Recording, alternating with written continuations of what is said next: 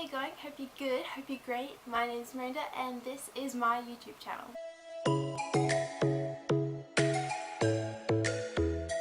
So like I just said, my name is Miranda and I'm a 20-year-old Australian studying psychology and international relations. This channel is literally a way to occupy my time during the summer because I've got like 3.5 months to do stuff. So yes, this week's video is going to be a Q&A. First of all, I don't even know if you can hear me. I have gone onto my Instagram stories and posted that. Also, really quickly, my fan is currently on. If you can hear that, it is annoying as heck, I know, but it is flopping hot here in Australia. It's just really humid at the moment because it is summer. So a fan is necessary. So I'm just going on Instagram and I'm just going to read through some of the questions. Okay, one person asked, what colour is your fridge? It is white. Thanks for asking. Why don't people give you time to measure the length of a piece of string when they ask you how long it is?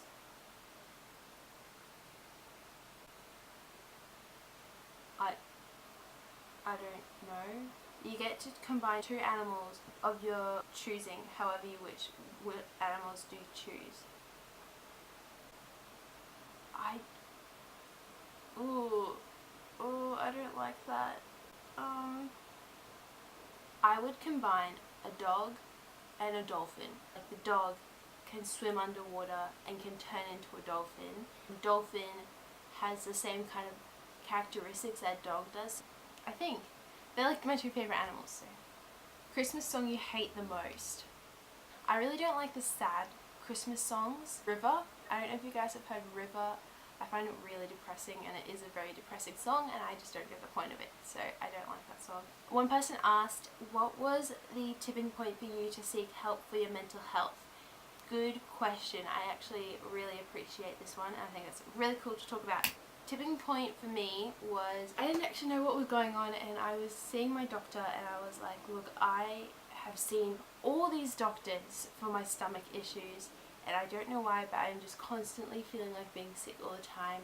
And around that time I was finding that I was actually feeling really nauseous when I was on stage and when I was performing, and I was telling this to my GP and I don't know how it came about, but she's like, here's someone I think would be really good for you to see. Maybe they can help you, maybe it might be some psychological thing. And yeah, and so I went to the psych. First started out like kind of as a netball kind of related thing because she's a sports psychologist. Started seeing her and then it came about that I was like, oh yeah, you have anxiety. Just kind of as I was going, it turned out that this was a mental health thing, and so then I just kept seeing her.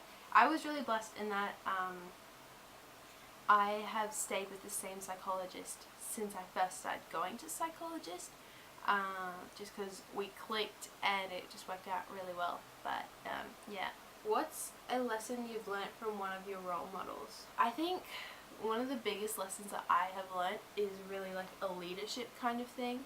And that when you are a youth leader, which I am, it is not about me, and I've learned this through this year. One of my role models actually was one of my life group leaders. She's still a really close friend now. One thing that I clearly remember is when she would literally go about doing her own thing. She would go help someone clean up, wipe up, clean tables, all that kind of thing. And so I think that was one of the biggest things. What games should we play on youth camp? Just to give you some context, my youth group is going to be doing a youth camp in January. What games should we play on youth camp?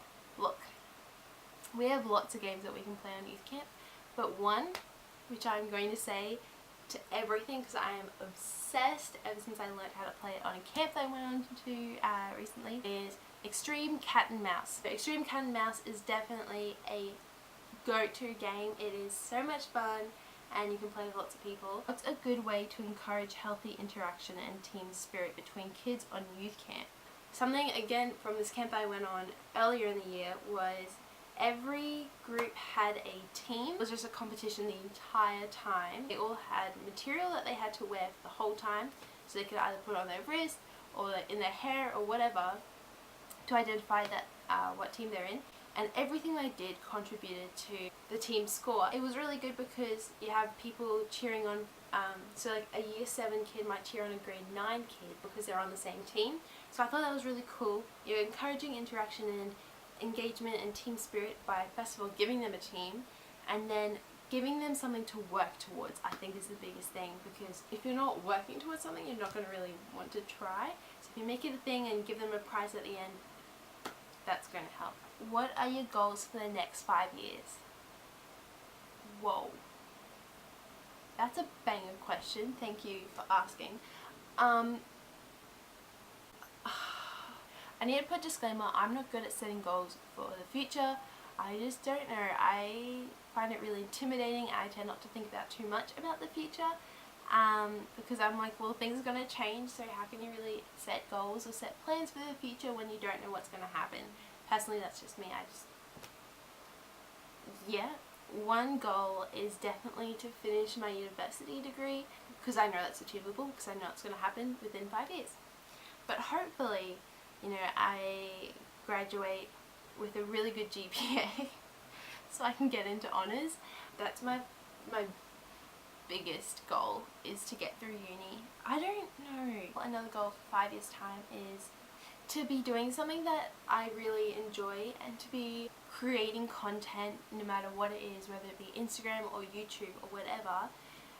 Creating content that is meaningful and that actually brightens people's day. I really do want to make a difference in the world. A goal, I think, is to stay close with my youth girls. I do see myself going back and doing youth again, starting from grade 7, but my current youth girls, I do hope to, my goal is to keep in contact with them and check in constantly, you know, consistently checking in and seeing how they're going. I've just been sitting here being like, I don't know.